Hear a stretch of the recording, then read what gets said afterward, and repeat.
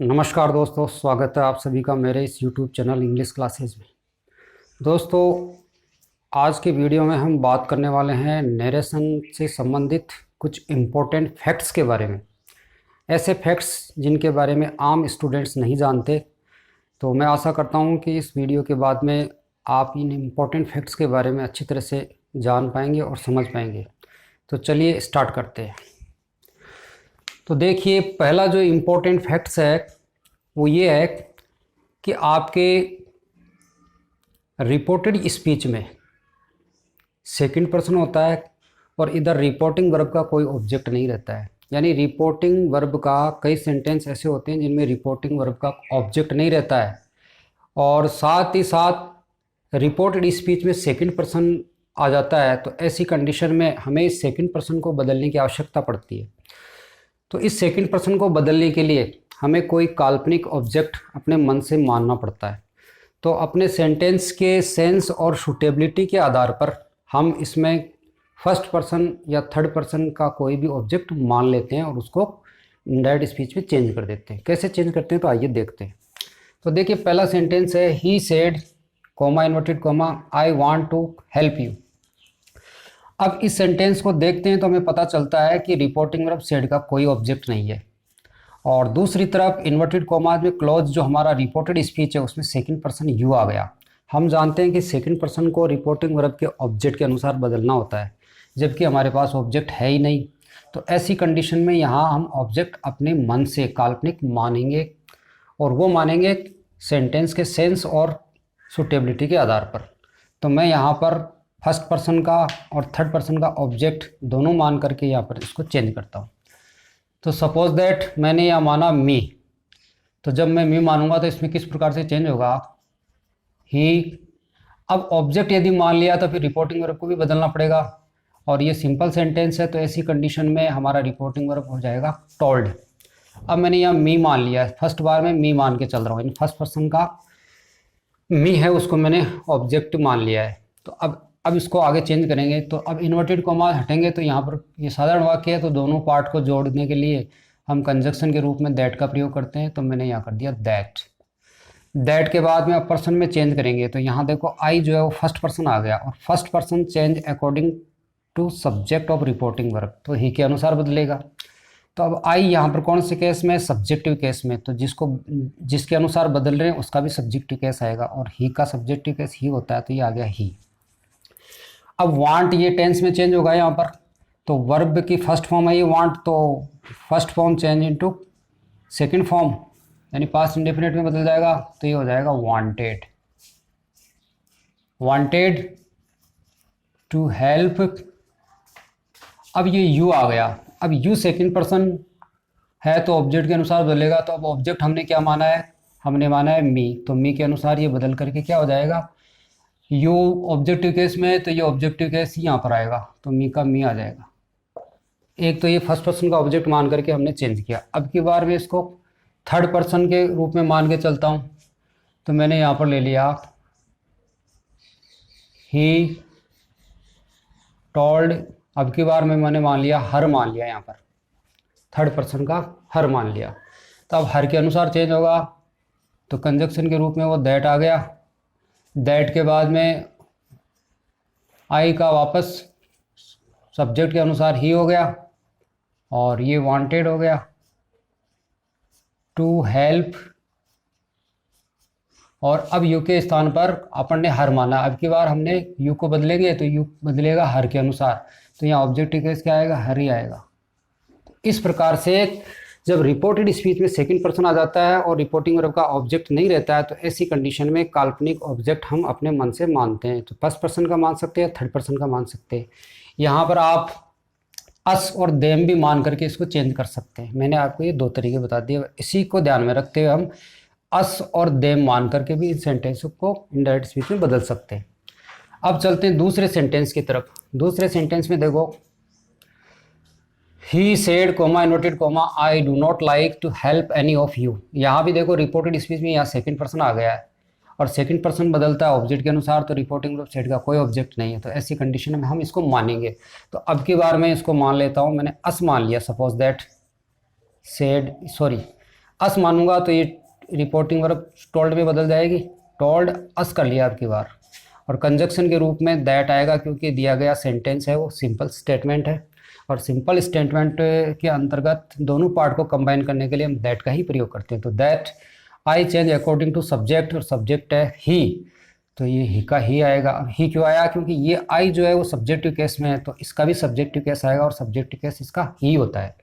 Do not change into did not, तो ये did not में बदल दिया। लाइक का like, to help any of, अब यू जो है वो अस के अनुसार क्या हो जाएगा? अस में बदल जाएगा, क्योंकि ये ऑब्जेक्टिव केस में है और इसका भी ऑब्जेक्टिव केस यही होता है, अस का अस होता है, तो हमने अस रख दिया। अब इसको मैं यहाँ पर अब की बार देम मान के चेंज करता हूँ, काल्पनिक ऑब्जेक्ट देम मान करके, तो ही टोल्ड अब की बार मैंने कर दिया देम, तो देम फिर कंजक्शन के रूप में वही दैट, दैट के बाद में ही, दैट के बाद में अब आई ही के अनुसार तो ही आएगा। डिड नॉट ज्यों का त्यों आएगा, did not like to help और एनी ऑफ, अब की बार हो जाएगा देम, क्योंकि हमने ऑब्जेक्ट देम माना है तो ऑब्जेक्ट कैसे आएगा? देम। ये तो हुआ फैक्ट नंबर 1। अब फैक्ट नंबर 2 की बात करते हैं। फैक्ट नंबर 2 का मतलब है कि कभी कभी रिपोर्टेड स्पीच में कोई नाउन वोकेटिव केस में आ जाता है, और वोकेटिव केस के नाउन को रिपोर्टिंग वर्ब का ऑब्जेक्ट बना दिया जाता है बदलते समय, तो हम उसको रिपोर्टिंग वर्ब का ऑब्जेक्ट बना देंगे। जैसे ये सेंटेंस है, इसमें मोहन जो है ये वोकेटिव केस में आ गया, यानी संबोधन कारक में आ गया है नाउन। तो जब कभी भी रिपोर्टेड स्पीच में कोई नाउन संबोधन कारक में आता है तो ऐसी कंडीशन में इनडायरेक्ट स्पीच में बदलते समय उसको रिपोर्टिंग वर्ब का ऑब्जेक्ट बना दिया जाता है, और शेष नियम यथावत रहते हैं। तो ये सेंटेंस है तीसरा, he said comma inverted comma Mohan I want to teach you. अब यहाँ पर ये जो मोहन है ये वोकेटिव केस का नाउन है, यानी संबोधन कारक का नाउन है। तो जब इसको डायरेक्ट स्पीच में चेंज करेंगे तो इस मोहन को रिपोर्टिंग वर्ब सेड का क्या बना दिया जाएगा? ऑब्जेक्ट बना दिया जाएगा। और किस प्रकार से चेंज होगा ये देखिए। तो ही, अब सेड जो है वो टोल्ड में बदल जाएगा, क्योंकि हम इसको मोहन को इसका ऑब्जेक्ट बना रहे हैं, तो टोल्ड मोहन। और एक चीज़ जरूर नोट रखना है कि अगर वोकेटिव केस का नाउन कहीं भी आता है, शुरू में, बीच में, आखिर में, तो नाउन का जो पहला अक्षर है वो हमेशा कैपिटल ही रखा जाता है। तो मोहन, मोहन के बाद में दोनों पार्ट को कंबाइन करने के लिए कंजक्शन के रूप में दैट का यूज करेंगे। दैट, अब आई है, फर्स्ट पर्सन है, तो first person change according to subject of reporting verb, तो ही के अनुसार बदलेगा। अब आई यहाँ पर कौन से केस में है? वर्ब से पहले का मतलब ये सब्जेक्टिव केस में, तो ऐसी कंडीशन में ही का सब्जेक्टिव केस ही आएगा, और ही का सब्जेक्टिव केस ही होता है, तो ही का he. First form want change into wanted, second form में बदल जाएगी, वांटेड टू टीच। अब टू के बाद में टीच आई है फर्स्ट फॉर्म में, ये नहीं चेंज होगी क्योंकि ये इन्फिनिटिव फॉर्म है, और इन्फिनिटिव फॉर्म चेंज नहीं होती है, तो इसको ऐसा कैसे रखेंगे। अब यू जो है सेकंड पर्सन है, अब सेकंड पर्सन ऑब्जेक्ट हमने मोहन माना, तो मोहन के अनुसार हमारा यू चेंज होगा। तो मोहन, ये यहाँ पर यू जो है वो ऑब्जेक्टिव केस में, क्योंकि वर्ब के बाद आया, तो जिसके अनुसार बदल रहे हैं उसका भी ऑब्जेक्टिव केस आना चाहिए। तो मोहन का सब्जेक्टिव केस होता है ही, और ऑब्जेक्टिव केस होता है हिम, तो हम यहाँ पर इसके लिए रखेंगे हिम और फुल स्टॉप। इस प्रकार से चेंज हो गया। अब एग्जाम्पल नंबर 4 देखिए, Ritika said comma inverted coma you should read regularly Shivam. तो यहाँ पर जो शिवम आया ये वोकेटिव केस का नाउन है, यानी संबोधन कारक में आया है, तो बदलते समय इस शिवम को रिपोर्टिंग वर्ब सेड का हम क्या बना देंगे? ऑब्जेक्ट बना देंगे। और किस प्रकार से चेंज होगा देखिए, रितिका, अब सेड का हो जाएगा टोल्ड, टोल्ड, और वो शिवम है इसका ऑब्जेक्ट बना देंगे इसको, तो SHIVAM शिवम। कंजक्शन के रूप में दैट का यूज करेंगे, दैट। अब यू सेकंड पर्सन आ गया, तो ये शिवम के अनुसार जब चेंज करेंगे इसको, तो इसका सब्जेक्टिव केस यहाँ पर आएगा, क्योंकि यू यहाँ पर सब्जेक्टिव केस में है, तो जिसके अनुसार बदल रहे हैं उसका भी सब्जेक्टिव केस ही आना चाहिए। तो शिवम के लिए सब्जेक्टिव केस क्या होगा यहाँ पर? ही, और शुड का शुड,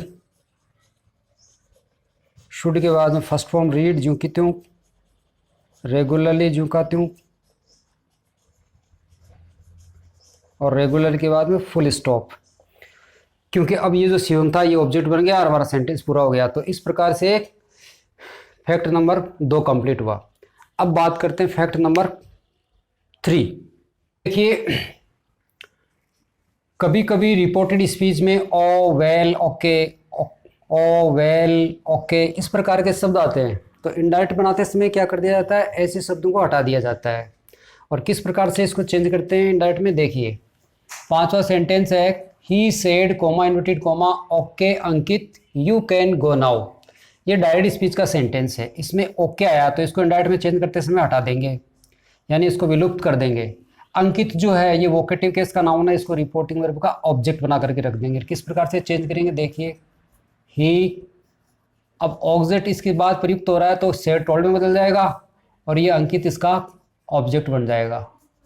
अंकित कंजक्शन के रूप में हम दैट यूज करेंगे। दैट के बाद में अब यू आ रहा है, सेकंड पर्सन है, तो सेकंड पर्सन अब किसके अनुसार चेंज होगा, अंकित के अनुसार। तो इस कंडीशन में यहाँ पर क्या आएगा, तो यू कौन से केस में, सब्जेक्टिव केस में, क्योंकि वर्ब से पहले, तो अंकित का सब्जेक्टिव केस यहाँ पर आएगा ही। और कैन चेंज इनटू कुड, इसको हम प्रीवियस वीडियो में पढ़ चुके हैं टेंसेज में, परिवर्तन संबंधी नियमों में। तो कैन कुड में बदल गया। गो फर्स्ट फॉर्म यू की तो आएगी क्योंकि ये मॉडल भी है, तो मॉडल के बाद वर्ब की फर्स्ट फॉर्म ही आती है। और नाउ ए नियरनेस संबंधी चेंज होगा, जिसको हम प्रीवियस वीडियो में अच्छी तरह से पढ़ चुके हैं। नाउ ये निकटता का बोध कराता है, इसको दूरी का भाव प्रकट करने वाले शब्द देन में बदल देंगे, तो नाउ चेंज इनटू देन। और इस प्रकार से ये इनडायरेक्ट स्पीच में चेंज हो गया। तो इस प्रकार से ध्यान रखना है कि रिपोर्टेड स्पीच में कहीं भी ओ, वेल, ओके जैसे शब्द आते हैं तो इनडायरेक्ट बनाते समय उनको इस प्रकार से हटा दिया जाता है। अब जैसे 6 नंबर का सेंटेंस देखिए, she said comma inverted comma well comma Radha comma you can do it. Direct speech का सेंटेंस है, तो अब इसमें she said change into told और राधा ऑब्जेक्ट बन जाएगा, वेल हट जाएगा, कंजक्शन के रूप में दैट आएगा। दैट के बाद में अब ऑब्जेक्ट यू है तो यू चेंज होगा राधा के अनुसार, तो यहाँ हो जाएगा सी subjective case. Can change into could, do और इट का इट ही रहेगा क्योंकि थर्ड पर्सन है, इसमें कोई चेंज नहीं होगा। और इस प्रकार से ये इनडायरेक्ट स्पीच में चेंज हो गया। अब सेंटेंस नंबर 7 देखिए, सेंटेंस 7 में कभी कभी क्या होता है कि हमारा रिपोर्टेड स्पीच जो है वो रिपोर्टिंग वर्ब के पहले आ जाता है और रिपोर्टिंग वर्ब उसके बाद आती है। तो स्टूडेंट्स इसमें कंफ्यूज हो जाते हैं कि इसको किस प्रकार से चेंज करना है। तो इसमें कंफ्यूज होने की आवश्यकता नहीं है, जैसा हम चेंज करते आए, यानी शुरू में हमें उस पार्ट को पहले रखना है जो बाद में दिया हुआ है, यानी ये हमें भ्रमित करने के लिए ऐसा दिया जाता है। तो हमें ध्यान में रखना है कि हम जैसे परंपरागत तरीके से चेंज करते आए उसी तरीके से चेंज करेंगे। इस पार्ट को हम पहले लेंगे और इस पार्ट को हम बाद में रख देंगे। तो द विजिटर सेड, तो अब इसमें देखो कहीं कोई सेकंड पर्सन तो नहीं आ रहा है, तो हमारा देखते हैं तो हम पाते हैं कि इसमें कोई सेकंड पर्सन नहीं आ रहा। तो ऐसी कंडीशन में हमारा ये रिपोर्टिंग सेड बदलेगा नहीं, सेड का सेड ही रहेगा। तो इसको हम शुरू में लाएंगे, द विजिटर, सेड का सेड ही रहेगा, कंजक्शन के रूप में दैट आएगा दोनों पार्ट को कंबाइन करने के लिए। अब ये जो पार्ट शुरू में दिया हुआ है इसको हम बाद में ले जाएंगे इधर। दैट के बाद में अब आई जो है वो चेंज होगा फर्स्ट पर्सन के अनुसार, विजिटर के अनुसार, तो क्या हो जाएगा ही भी हो सकता है और सी भी हो सकता है, क्योंकि विजिटर ही सी दोनों में से कुछ भी हो सकता है। तो हम यहाँ ही ले लेते हैं विजिटर के लिए। अब first form change into second form, तो ही वांटेड, वांटेड के बाद में टू, टू के बाद में नो, नो के बाद में मोर, मोर के बाद में अबाउट, अबाउट के बाद में द ताज, ताज ये प्रॉपर नाउन है इसीलिए इसका पहला अक्षर बड़ा ही रखना है।